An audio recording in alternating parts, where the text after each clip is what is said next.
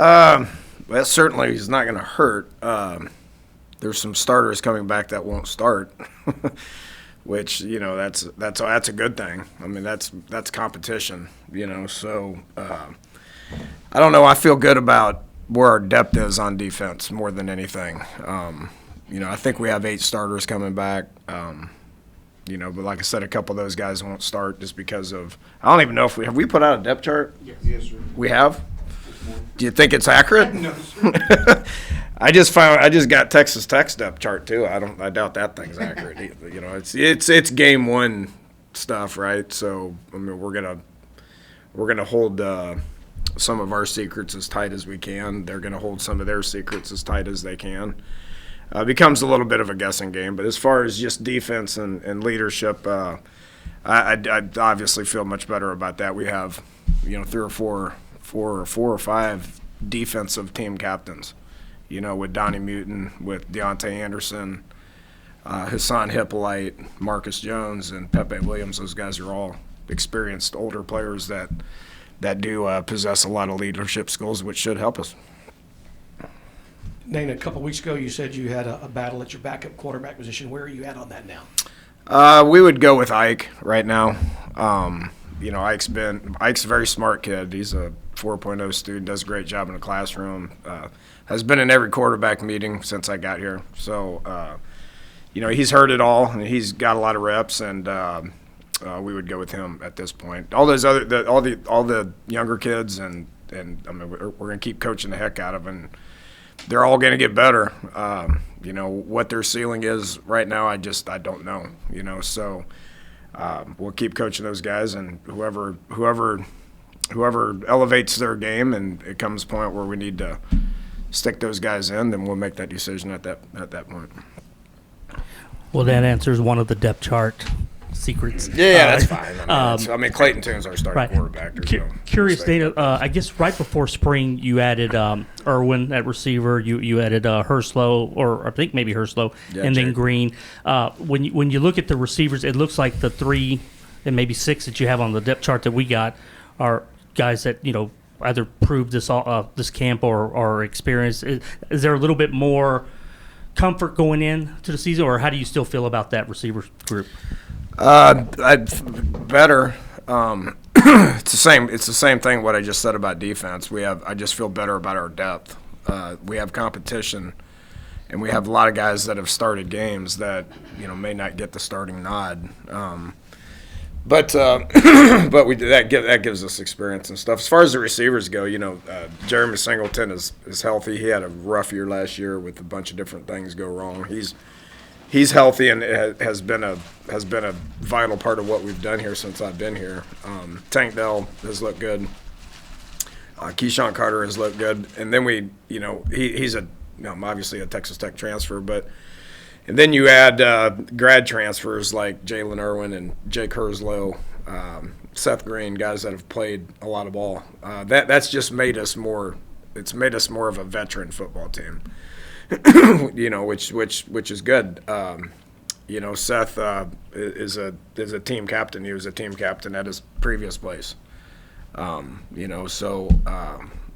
Cody Russi up front, I'm sure I'm going to get an O-line question at some point, but he brings in 3,500 snaps and was a team captain at his previous place. So that makes us older. It makes us better.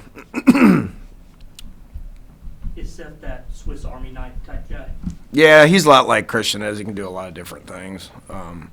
Still new to him. He played quarterback for a long time. Dabbled in the tight end world for a little while. Still trying to figure out exactly what he can do, to be honest with you. But he's a big body that has played a good bit of ball, likes the game, smart. Told him the other day he needs to be president of the United States. He's kind of that kind of kid. I'm not joking with that either. I think he needs to run for office. Kid's really impressive. What's up? He'll be president? I'd vote for him. I mean, that's pretty strong. I'd vote for him. Week 1. He's intelligent. He's very impressive. You guys will have an opportunity to get to know him. I apologize if you hit this, but Keyshawn Carter's a kid we followed forever. Mm-hmm. What does he bring to you? Kind of how has he transitioned into the program, and what do you really hope to get from him this year, Dana? production. He had production his previous spot, right? So, local kid, Woodlands. I think he ran a 10.2. He came in a little chunky because he had surgery, and so was kind of on the shelf for a while. And so I was like, 10.2, huh? I mean, you look like you're. But he's dropped all that weight and has had a really good camp. So, he's excited about getting back out there on the field. I think he played in the first 4 games last year, and so got that year back and had played the previous 2 years. I remember coaching against him 3 years ago when we went to Lubbock. So, has got good experience. So that's just what we're looking for, just production more than anything. He needs to get out there and play ball. He's excited about it. Coach, how anxious is the team starting to get, and do you think you guys will have any problem kind of keeping them at a medium level heading into the? No, there'll be excitement. Game 1, I mean, it doesn't matter who you're playing game 1, but then you throw, a Texas school in there, a Big 12 Texas school in there. We're obviously going to be juiced and excited about it. I don't know. I told them, I said, just embrace that. I hope, they're going to be excited to play, and they're going to play hard. I view both these programs as kind of in the same spot, just as far as, Coach Wells is going into his 3rd year. We're going into our 3rd year. Haven't had as much success as either program is used to having. So there'll be a ton of excitement for this. Players will be excited. A lot of our guys know their guys. A lot of their guys know our guys. We got familiarity with the coaching staffs, so I just hope that because we're older and more mature, they got a lot of experience and stuff on their roster as well. A lot of guys that have played a lot of football. They got as many returning starters as we do coming back. So I just hope that our veteran presence with the amount of guys that we've had that have played that many snaps will be able to handle the situation, so to speak. But yeah, they're excited about it, no doubt. We practiced last night, and I heard every one of them say it's here, it's game week, and it's time to get ready to go. Dana Latrell Baxton, just get your thoughts on having him in camp, that full time here, and what you've seen from him. He's a vet. He's been around. Played a lot in JUCO. He's comfortable here because he played with a lot of the guys that are on our team. I lose track of, but like Jamichael Neal and Art Green, and there's 2 or 3 more. I can't remember. They all came from the same JUCO, and so he was comfortable with that. He's played in a bunch of games like this. He played at Iowa State last year. So he's a vet. He's an older guy that's been around the block, so to speak. So. Looking for him to play a lot of ball for us.